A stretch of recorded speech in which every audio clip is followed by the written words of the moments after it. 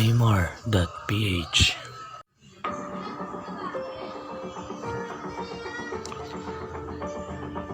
What's up mga quiz? Kumusta? Marami sa atin o lahat tayo ay may kinakatakutan. May takot sa multo, matataas na lugar, mga nakakadiring insekto at kung ano-ano pa. Pero ang iisang bagay na kinakatakutan ng madami sa atin ay ang kamatayan. Kayo ba? Naiisip nyo ba o sumagi ba sa isip nyo kung ano ang maaaring maging dahilan o paano ka mamamatay? Sa sakit ba? Aksidente o kamatayan dulot ng katandaan? Malamang naiisip nyo rin yan.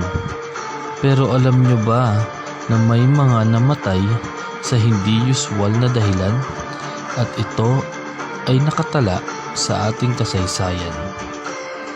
Kaya kung ikaw ay bago pa lang sa aking channel ay mag-subscribe ka na at i-hit mo na din ang notification bell para isa ka sa unang makakapanood ng mga i-upload pang video sa hinaharap.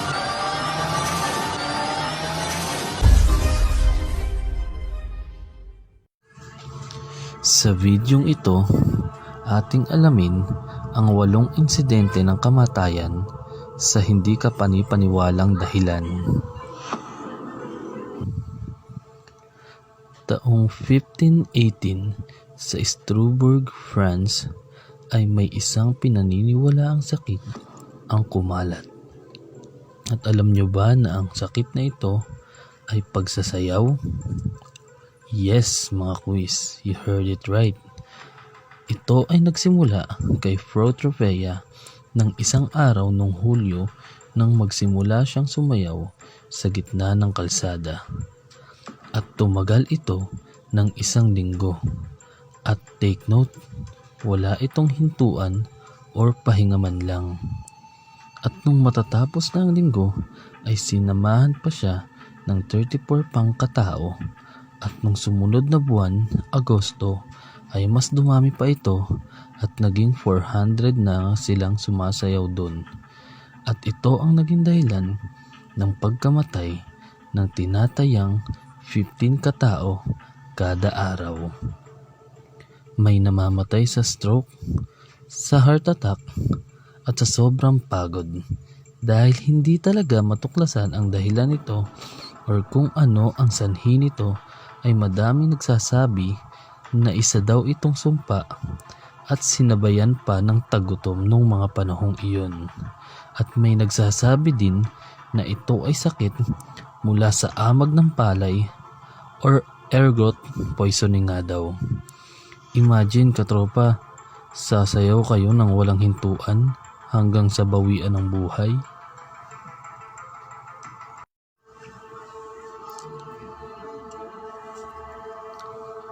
Hulyo 2, taong 1951, si Mary Hardy Reeser na nakatira sa St. Petersburg ay naisipang manigarilyo bago siya matulog.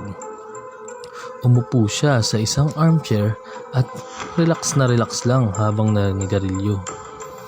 Kinabukasan ng umaga ay natagpuan na lang itong patay sa kagimbal-gimbal na itsura. Nasunog ito at most likely nga daw abo na. Ang natira na lang ay yung isang paa niya na nakasuot pa yung kanyang tsinelas at bungo na lumit na nga ito sa di malamang dahilan. At ang nakakapagtaka pa yung apartment niya ay walang damage na gawa ng apoy, yung inuupuan niya naman ay hindi din nasunog. So ang tinitignan nga ng mga FBI dito yung tinatawag na spontaneous human combustion na pinagtatalunan ba kung nag-e-exist ba talaga to? May mga nagsasabing dahil sa sigarilyo niya na somehow nag-ignite nga daw sa loob ng katawan niya at ikinasunog from inside at siyang kinamatay nito. Kayo, ano sa tingin niyo mga quiz?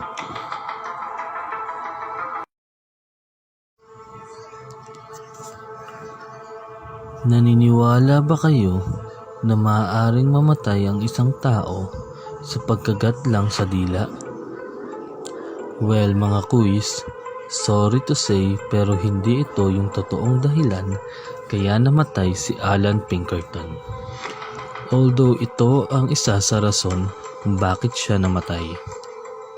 Si Alan Pinkerton ay nakatira sa Chicago at founder ng isang famous detective agency, ang Pinkerton National Detective Agency, at namatay siya noong July 2, 1884. Ilang linggo matapos aksidente siyang mahulog at aksidente ding nakagat niya ang dila niya.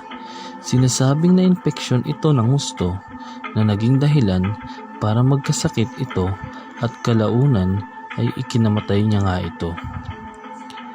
Kayo ba mga kuis? Aksidente nyo rin bang nakakagat ang inyong mga dila? Itong susunod naman natin ay isang Austrian man. Siya ay si Hans Steininger. Siya ay namatay noong 1567 at according sa isang tabloid, itong si Hans ay mayroong bird or balbas na 6 feet long ang haba. Nirerolyo niya ito at inilalagay sa isang leather pouch. Isang araw ay hindi niya ito inirolyo gaya niyang nakaugilaan niya. Nang biglang magkasunog sa lugar nila malapit sa bahay niya. Tumakbo itong si Hans at aksidenteng natapakan ang kanyang mahabang balbas na dahilan upang madapa siya. Pinaniniwala ang nabalian ng leeg itong si Hans na kanya ring ikinamatay. Kaya mga katropa, ahit-ahit din pag may time.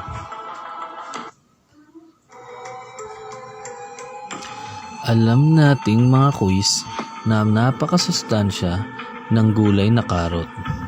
Dahil sa vitamin A nito at ginagawa talaga itong juice kasi napakasarap nito. Lalo na pag sariwa ang mga ito. Pero itong si Basil Brown ay namatay dahil sa pag-inom ng carrot juice. Yes, namatay siya at sinasabing umabot sa 70 million units of vitamin A ang na-take niya sa loob lang ng 10 araw. At sa loob ng 10 araw na yan ay sinasabing humigit kumulang 1 gallon per day ang naiinom niya na carrot juice. Sinasabing naninilaw na nga daw itong balat ni Brown bago siya mamatay. Ayon naman sa isang pathologist na nag-autopsy sa kanya ay tinamaan nga daw ang atay ni Brown na epekto nga daw ng sobrang amount ng vitamin A. At nakakasama daw talaga ang pag-inom ng sobrang vitamin A sa atay ng isang tao. Mga katropa, lahat talaga ng sobra ay masama.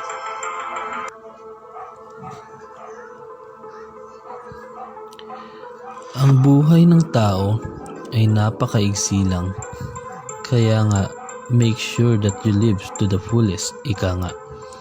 Pero, may mga taong hindi talaga makontento sa kung anong ibinigay sa kanila. To be honest, lahat tayo mga kuis ay may minimithi makuha. Pero iba ang trip netong si Alexander Bogdanov. Siya ay ang founder ng Bolshevik Party sa Russia.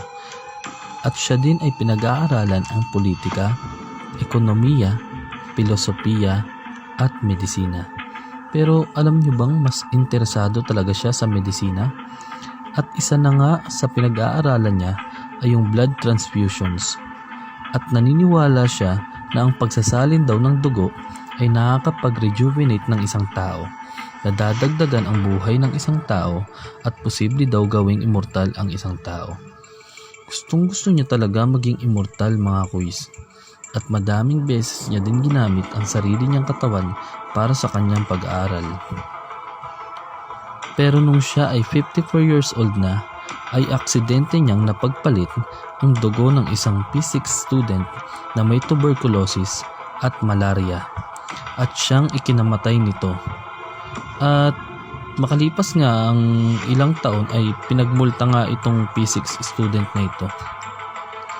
Money can buy happiness, but money can't buy contentment nga daw.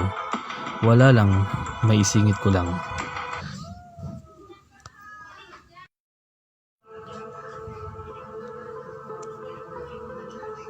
Madami sa atin ang mahilig mag-happy-happy.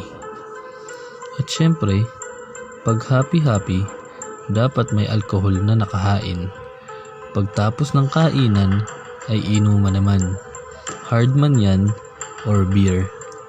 Pero alam nyo ba na may nangyaring aksidente sa Horseshoe Brewery sa London? At sinasabing aksidenteng 1.5 million liters ng beer ang pumutok dahil sa nangyaring chain reaction sa lalagyan ng beer.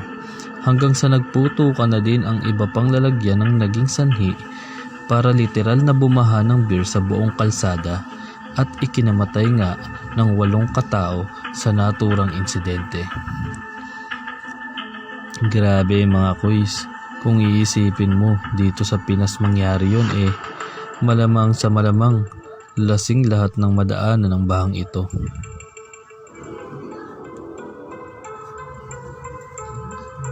Moderno na ang panahon ngayon. Naglalakihang gusali, magagarang bahay, sasakyan at mga gadgets. Kabilang na din dyan mga kuys, yung mga robot. Noong January 25, taong 1979, si Robert Williams ay ang kauna-unahang napatay ng isang robot. Siya ay nagtatrabaho bilang isang lineman sa isang auto plant company. Siya ay pumunta sa storage at may kukunin lamang. Nung mga oras din namang iyon ay nandoon din ang nasabing robot at may kinukuha ding gamit. Aksidente siyang natamaan ng bakal na kamay nito sa ulo na agad niyang ikinasawi.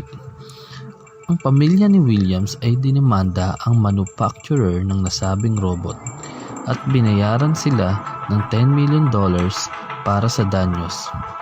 Samantala, noong January 25 din, nung inintroduce ang salitang robot sa mundo.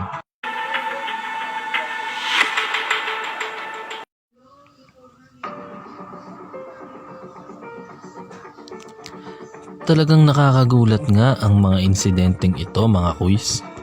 Madaming nagsasabing pag oras mo na, pero walang masama kung tayo ay mag-iingat. Kaya kung nagustuhan ninyo ang video na ito, ay pakipindot na ang like button at pwede mo na din itong i-share. I-comment mo na din kung ano ang inyong naging reaksyon. Hanggang sa muli mga kuys, salamat!